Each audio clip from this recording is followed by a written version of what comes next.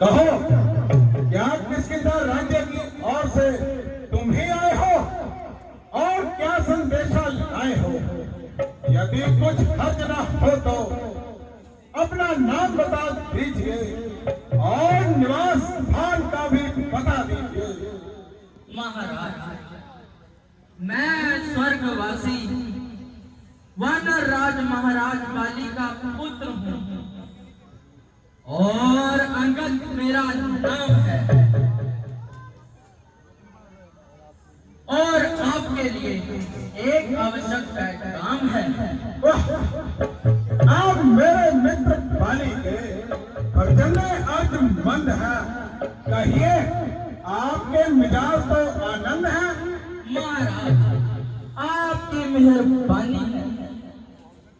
मैंने भी बहुत देर पश्चात आपकी शक्ल पहचानी है, परंतु इस बात की सख्त हैरानी है कि तुमने यह नीच कार्य करने की क्या मन में ठानी है।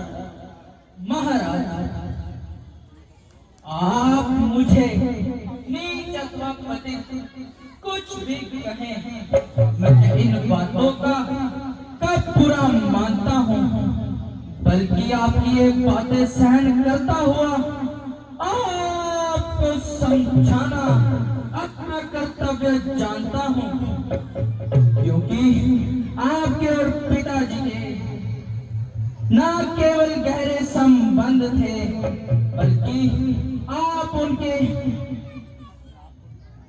यहाँ कुलकार रह चुके हैं। जहां तक मुझे याद है कि आप कुछ काल तक उनके यहाँ बतौर खास मेहमान भी रह चुके हैं। अंगद, मेरे पास इतना वक्त नहीं जो तुम्हारी व्यर्थ की इस लेक्चर बाजी को सुनो। अपना कुछ अभिप्राय भी बयान करते हो या केवल बातों की ही खींचातान करते हो? महाराज, मुझको श्री रामचंद्र जी ने आपके पास इसलिए भेजा है कि आप इस रत्न के प्रभाव से बाज आए और ईश्वर सृष्टि का लहू नहा पाए। अन्यथा इस लड़ाई से आपको संताप होगा और लाखों निरपराधियों का आपकी गर्दन के ऊपर पाप होगा।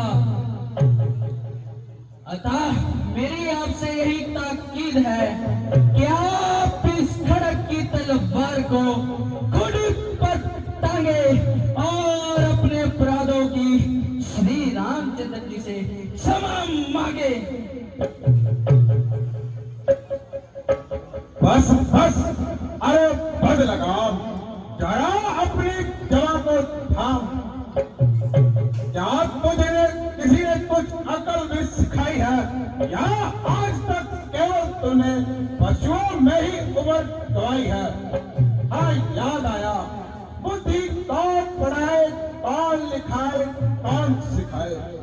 पिता का साया तो बचपन में ही तेरे सर से जाता रहा, और फिर चाचा को क्या प्रयोजन?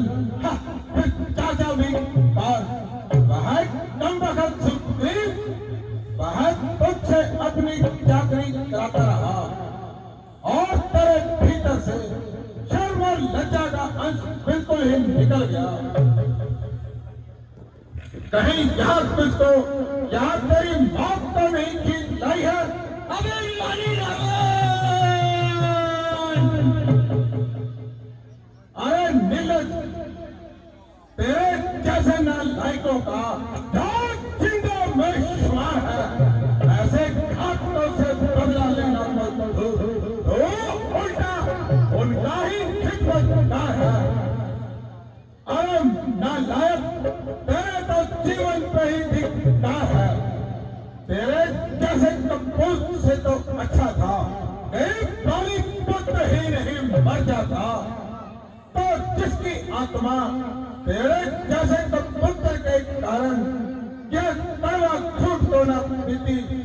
मैं सत्य कहता हूँ यदि तेरे जैसा पाजी मेरे खानदान में होता तो अब तक कभी का दूसरे जहान में होता। अफसोस बाप का आंखों के सामने बंद हो गए और बेटा सामना खड़े तमाशा देखे। अरे तू मरना लायक, अरे बेशरम बेहया, इस कुल में पैदा तेरे जैसा लाल हो बाप ने घातकता ही। अफसोस जो लाल हो जिसको अपनी शर्म गैरत का ना बिल्कुल ख्याल हो, ऐसे कुल को गाँव करना फिर दुनिया में पैमाल हो।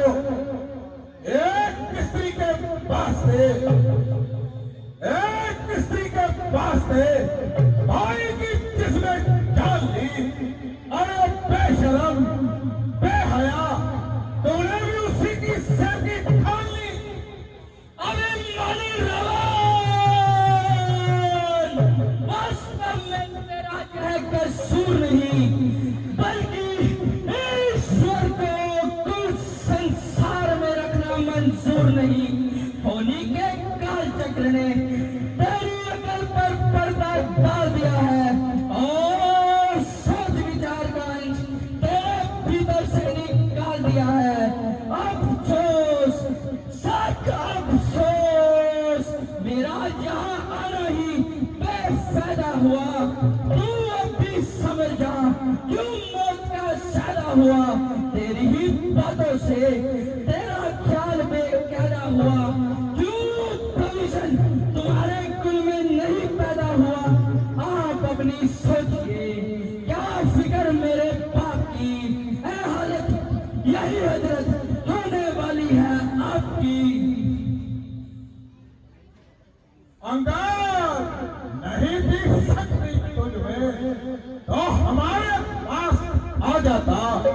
तेरी बाप की मौत का बदला उसी शर्त लेकर दिखलाता। यह पीछे से फिक्र करना मुझको पता दिलाने की पहले कोई तजबीर सोच, तो जान अपनी बचाने की। अक्ल की बात करो पे हो, यह तेरी हिम्मत है हमारे से युद्ध करने की। भला उनमें क्या ताकत है। ना करना तकब्बुर, ये जहान एक रोज फानी है, तेरे से आला हो गुजरे ना कोई बाकी निशानी है। परे हट, दूर हो जा, जो मुफ्त में कान खाए हैं। तेरे जैसे बच्चे को आज तक हमने पढ़ाए हैं। पढ़ाए होंगे कभी शायद, फिर जिस दिन आप आपे में अब तो अकल मारी गई लड़के तेरी बुढ़ापे में। जवाब और नौबत जाहिल, ये क्या बकबक लगाई है। कहीं तुझको यहाँ पर तेरी मौत तो नहीं थी लाई है। महाराज अकल की बात करते थे, अकल होती तो क्या था। इस अकल का ही तो रोना है, बिना इस अकल के इस खाने का होना है। अरे निर्लज, तुझे किसी ने कुछ बुद्धि भी सिखाई है या आज तक केवल तूने पशुओं में ही उम्र गुआई है। हाँ, ध्यान आया, बुद्धि कौन पढ़ाए, कौन लिखाए, कौन सिखाए। पिता का साया तो बचपन में ही तेरे सर से जाता रहा और चाचा को क्या प्रयोजन। वह तुझसे अपनी नौकरी चाकरी कराता रहा, फिर चाचा भी कौन, वह दंडक सुखदेव जिसने अपने ही सगे भाई का रक्त दिया। उसने भला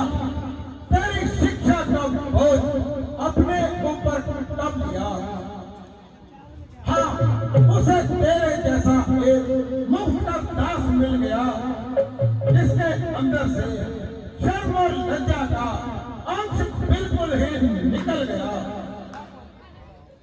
महाराज, खैर मैं तो बदतमीज ही सी, किंतु बुद्धि आपके भी ठिकाने नहीं है। कोई गंभीर था उपयुक्त उत्तर देने की बजाय औरों के घर के झगड़े छेड़ रहे हो और गड़े मुद्दे उखेड़ रहे हो। मेरे बाप ने जैसा व्यवहार अपने भाई के साथ किया, उसने वैसा ही फल भोग लिया। मेरे लिए दोनों का दर्जा एक सम्मान है। चाचा की सेवियत का गुलामी में क्या अपमान है। और के घर के झगड़े बनना छेड़ तू, मुझको पर आई क्यों पड़ी, पहले अपनी पेड़। अंगार, तो भी बच्चा है और युद्ध विद्या में बिल्कुल ही कच्चा है, इसलिए तेरे समीप तो रामचंद्र से बढ़कर कोई मजबूत नहीं। परंतु अंगद, यह याद रखना कि सारी सृष्टि तेरे जैसी का दूध नहीं। महाराज, आपकी समझ के अनुसार मैं श्री रामचंद्र जी की सेना में सबसे कमजोर और निर्बल इंसान हूँ। फिर भी मैं अपनी ताकत का एक छोटा सा नमूना दिखाना चाहता हूँ, अगर आपकी आज्ञा हो तो। अंगद, तुम जो कुछ भी कह रहे हो जरा सोच समझ कर बोलना, देखना कहीं बाद में ना पछताना।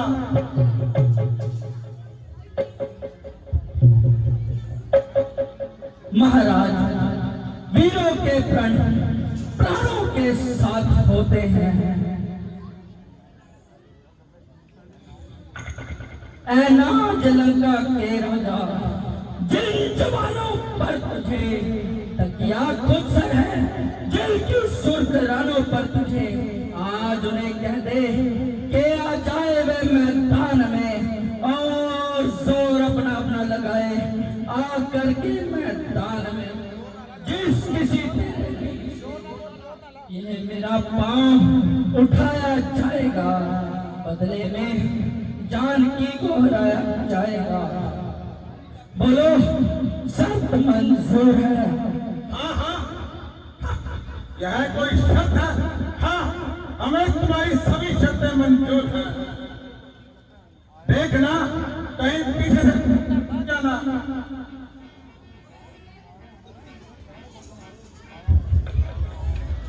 आया हूँ तेरी सभा में, पाँव अपना जमाने को कह दो अपने दूतों से, पाँव मेरा उठाने को।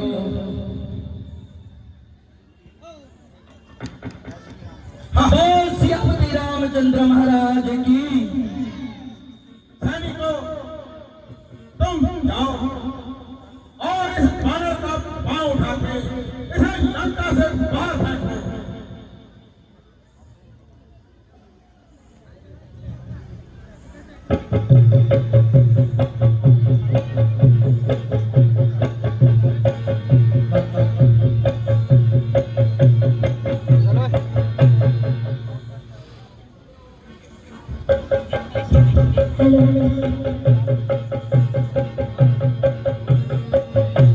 क्या हुआ? तुम्हारी शक्ति को आत्मीय चुक गई। तुम जाओ और इस बानर को उठा के लंका से बाहर फेंको। उठाया जब कदम मैंने, तेरा ये कदम उठाए वो वही जमानत पाएगी, तुझे कुछ मारेगा।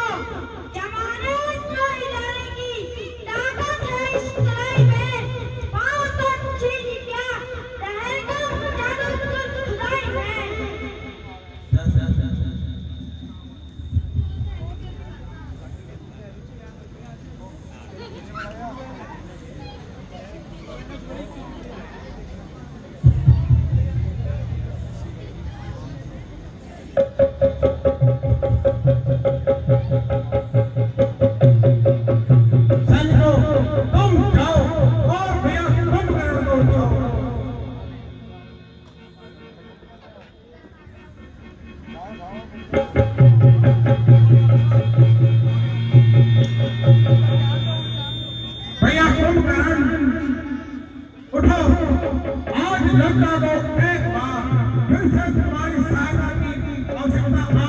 खड़ी है।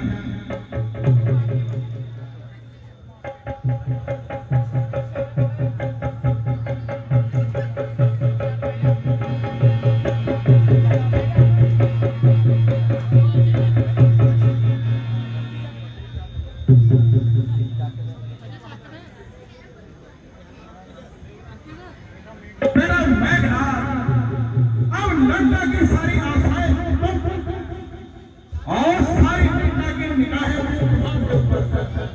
तुम लंका के घर हो, तुम जाओ और इस बालक को उठा के बाहर फेंको।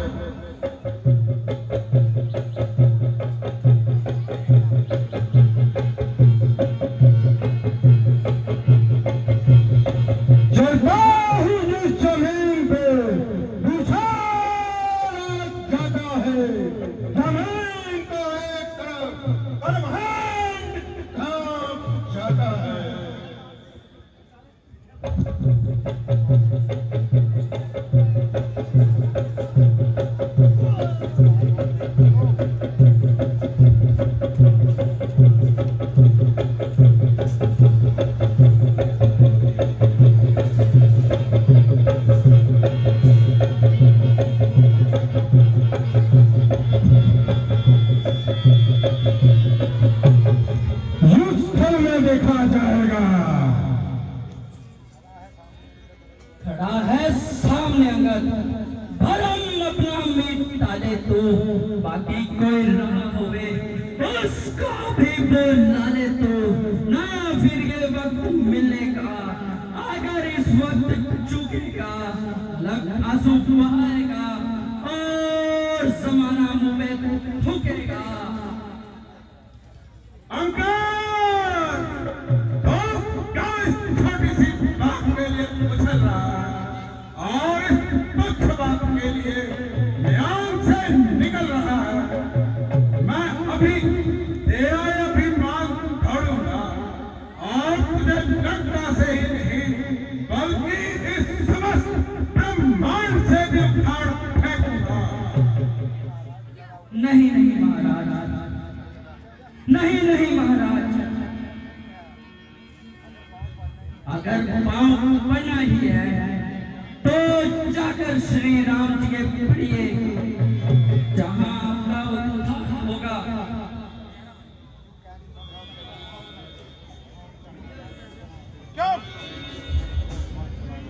क्यों कैसे की तरफ जवाब हो जा रहा है? जब तो यहाँ पे कैद है और मेरे हाथ में तेरा सिर और सफेद है, आप मुझे वापस जाने की भी उम्मीद है। लंकेश, अगर मैं जाना चाहूं तो मुझे कौन रोक सकता है? अगर आपको अपनी तलवार पर इतना ही अभिमान है तो हमारी तरफ से जंग